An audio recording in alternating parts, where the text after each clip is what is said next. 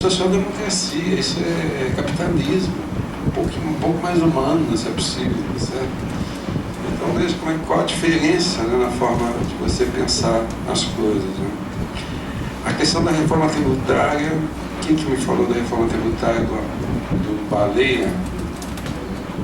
Oi. Em cima do projeto do API. Pois é. Pois é. O que eu digo é o seguinte.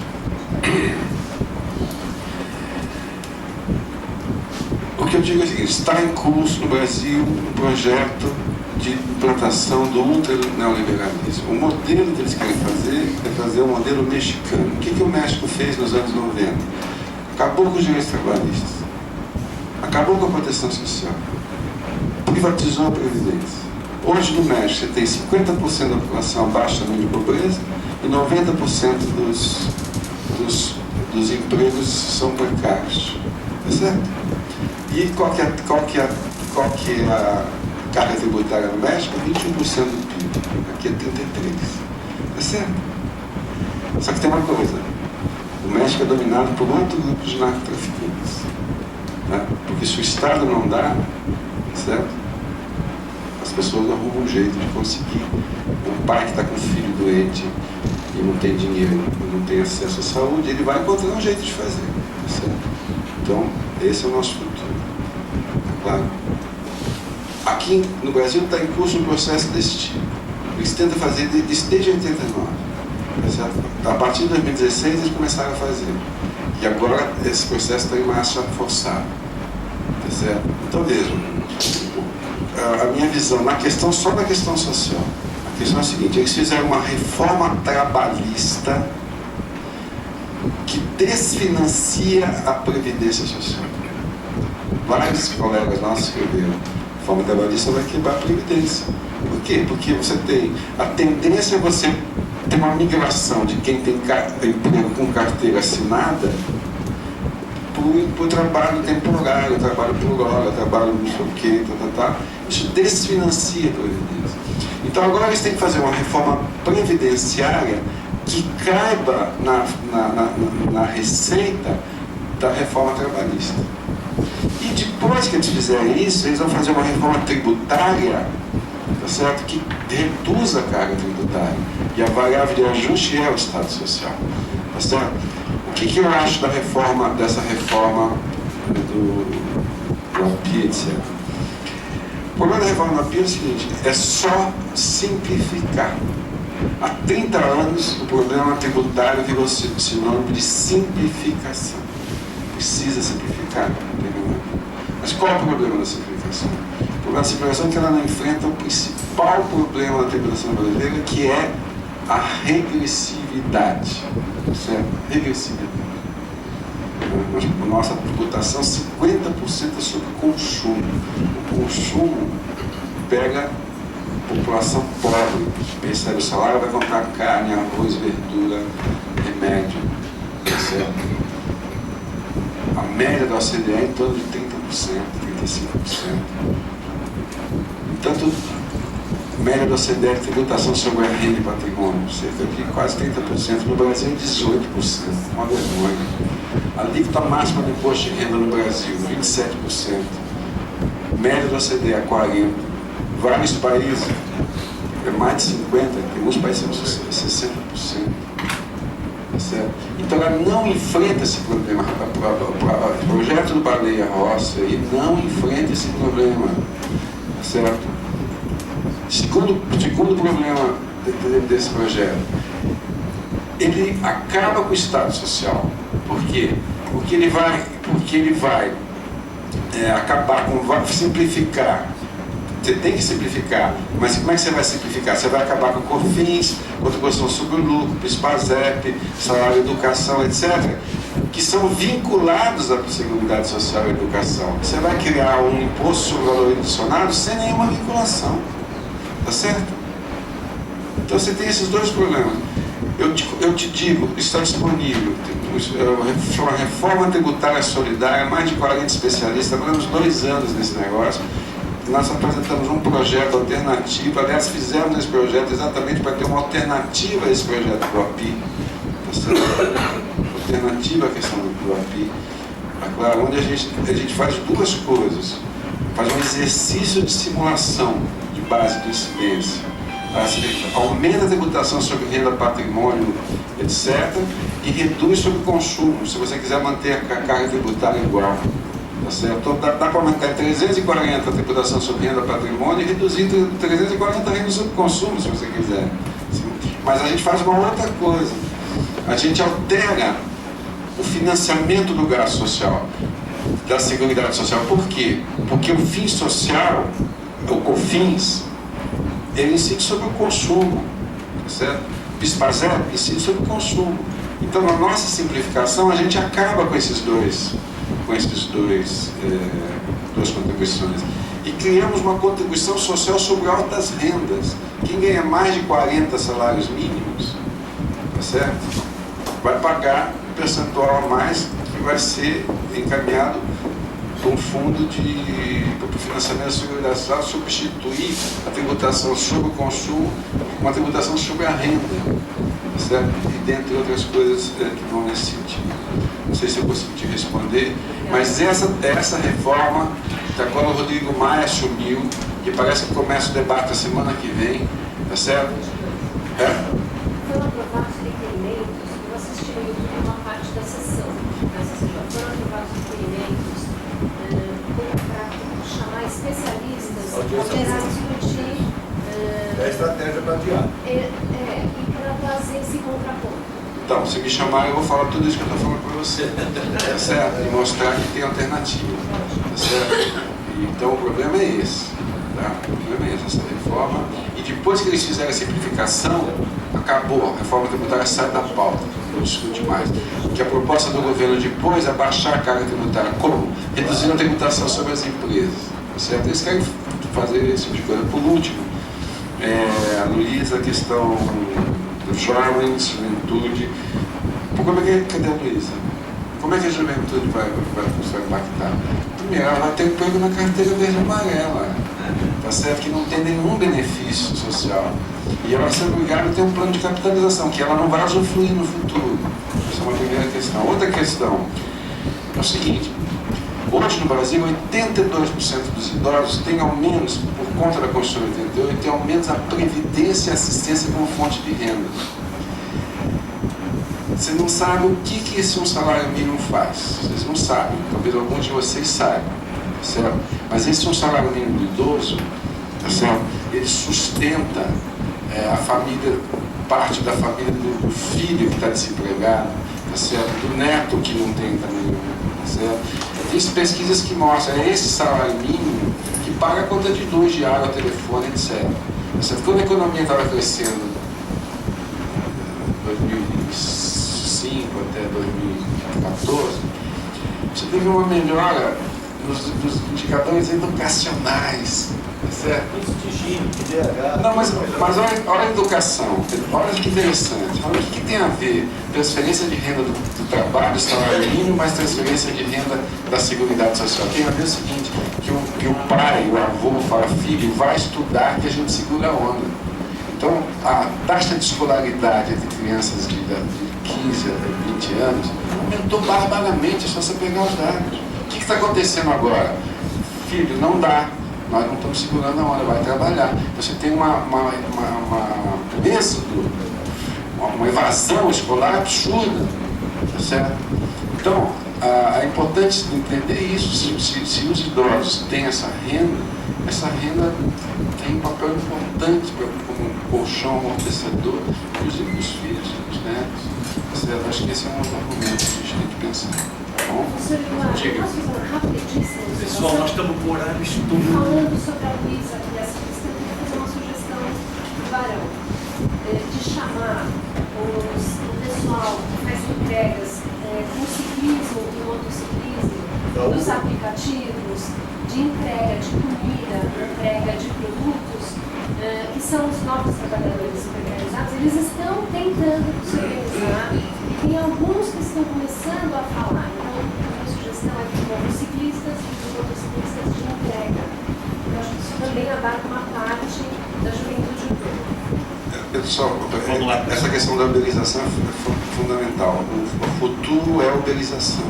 Tá? A uberização não acontece só em automóvel, nem com comida. Tem uberização para transporte de carga, para tudo que você imaginar, certo? E esse sujeito não vai ter, esse sujeito não vai ter nenhum benefício.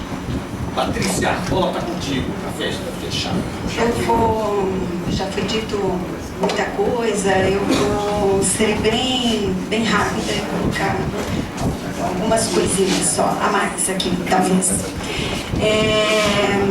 O diálogo com a juventude, ele está difícil, ele é muito difícil para as outras gerações, né? Nós estamos vivendo no movimento sindical, nas diversas organizações, esse conflito que é um conflito geracional, né? Inclusive de entendimento do mundo. Então a gente vem se debruçando muito sobre isso, inclusive com o movimento sindical. E nós deveríamos, eu estou colocando aqui da Revolução 4.0, no imaginário, a questão tecnológica, ela deveria vir para propiciar um maior bem-estar, para acabar com os trabalhos penosos, e é assim que deveria estar sendo visto. E nós deveríamos estar discutindo hoje quem é que se apropria da produtividade dessas novas tecnologias, né? Então, quando você rediscute, o trabalho está mudando, o trabalho criativo, ele continua sendo humano. Por mais que você tenha tecnologia, você não vai prescindir do trabalho humano. Mas para fazer um trabalho criativo, você precisa de espaço, de tempo. E quem é que financia isso? Isso deveria estar sendo financiado pelos ganhos de produtividade das novas tecnologias. E nós deveríamos estar discutindo e estar construindo essa repartição, que tem a ver com a repartição dos ganhos do trabalho, né? Então, tudo isso está na base. E lá pelas tantas, nós acabamos abandonando algo que a gente está retomando agora. Estou falando da minha geração, enfim, dessas gerações, que é a questão da formação de base e da visão de classe. Porque se você não tiver visão de classe, você não atrai o jovem, porque ele não se identifica, porque inclusive a classe trabalhadora está se transformando. Então, esta formação e conhecer a história, a sua história de formação, como é que a classe trabalhadora conquistou, não é que os constituintes em algum momento brilhante tiveram esse insight de fazer uma construção de uma tentativa de bem-estar social. Teve muita luta, tem toda a luta de organização e de são conquistas que nós estamos, que lá pelas tantas nós deixamos de formar, entendeu? Então é algo que a gente, em alguns lugares, estão sendo retomadas de uma forma muito, muito forte. Os movimentos nas periferias têm muito isso de resgatar a história de construção dos direitos. Os movimentos feministas têm muito isso, porque nós temos uma sociedade homofóbica e machista, em grande parte. Não é à toa que esse governo foi eleito, ele não foi eleito por um programa para o país, ele foi eleito em cima justamente dessa sociedade homofóbica e machista, tá certo? Então a gente precisa ter claro isso. Então nós temos esse enfrentamento, e os movimentos estão construindo isso muito fortemente. Eu acompanho alguns nas periferias, e que nós deveríamos, como movimento organizado, seja sindical, seja os movimentos populares, trazer isto para dentro do movimento, porque é salutar essa explosão jovem. O que nós vimos no dia 15 é essa explosão de quem pode ser a vanguarda, não que vai sustentar, mas que pode ser a vanguarda dos movimentos, porque todos os grandes movimentos foram feitos pela juventude. Então não dá para desconhecer isso, e acho que o movimento sindical tem batido cabeça e tem procurado, ele tem uma avaliação de que tem problemas de aproximação com a juventude, o entendimento desse novo trabalhador, e está procurando caminhos. Vai encontrar. Eu só acho que a gente tem que ser mais rápido nesse encontro, e talvez esta crise que a gente vive atualmente nos empurre para um encontro mais rápido. Então, sobre a história, eu queria falar aqui sobre a história de ter uma contraproposta. Eu particularmente, e não é um consenso isso, mas eu discuto aonde eu vou, inclusive principalmente com o movimento sindical, eu acho que este não é o momento de apresentar contraproposta. Eu não digo que sou a favor de reforma, eu sou contra a reforma da Previdência nesse momento. Com esse governo, com esse Congresso, que fechou todos os espaços de discussão, não há reforma possível. Não tem como você fazer nem para o bem nem para o mal, ela sempre será para o mal. E aí já engato com a questão da proposta da reforma tributária que está lá, que o Fanhari já colocou aqui. Eu também acho que não vem para o bem, porque o ambiente ele não está constituído para se fazer de fato novos pactos. Nós tivemos isso e não conseguimos fazer. Nos governos Lula e Dilma houve tentativas, falas sobre reforma tributária e não andou. Então, eu não acho que há um ambiente para se inverter e não acho que a gente deva, eu não digo que não vá acontecer em algum momento de ter que apresentar, de ter que de algum jeito minimizar perdas, mas neste momento eu acho que enfraquece a luta você apresentar, dizer claramente que você tem uma contraproposta, porque a contraproposta possível é uma contraproposta que não cabe nesse diagnóstico que o governo e os meios de comunicação tradicionais aí estão fazendo e estão vendendo. Então, a hora que você abre esse flanco no diálogo com o seu vizinho, você abre a possibilidade, bom, mas então tá, eles estão discutindo alguma coisa e não sei o quê, entendeu? Então, eu acho que a gente tem, nesse momento, a disputa é para derrotar qualquer reforma.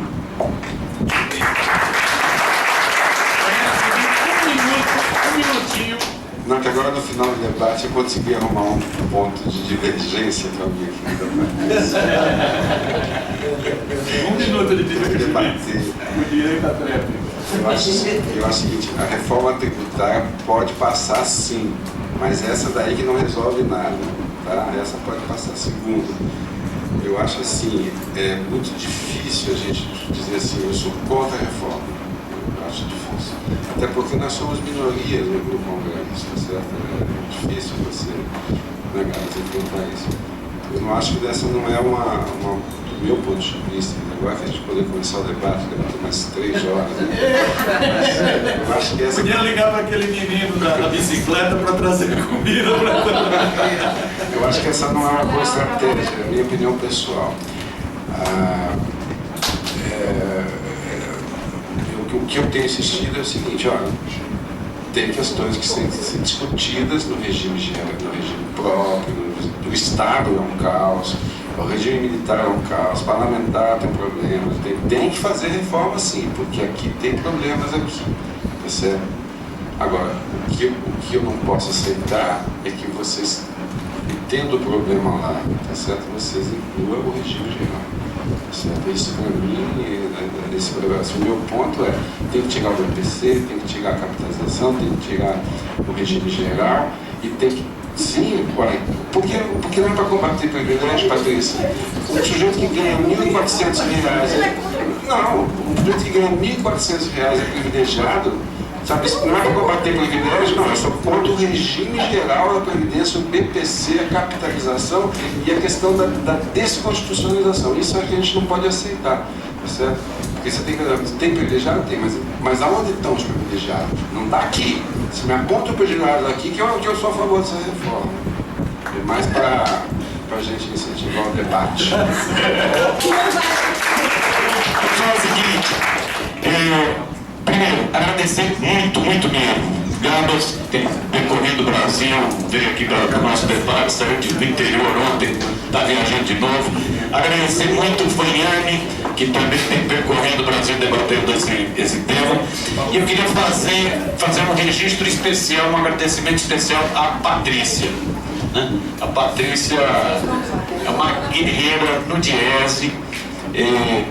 Acho que apontou aqui muita muita coisa da classe mesmo, né? A questão da visão da classe. Um agradecimento. Eu conhecia tanto o Gabas como foi ele de debate, conhecia a Patrícia só de ler o material, fiquei apaixonado, né? Agradecer os três. Nós retornamos às 14 horas, até porque o Paulo Moreira Leite, que ele acabou, já está aqui e vai ter depois que sair correndo para uma entrevista no 247. Então nós retornamos às 14 horas com quem estiver aqui. Em ponto, pode ser? Então vamos ao último, vamos ao almoço. Obrigadão.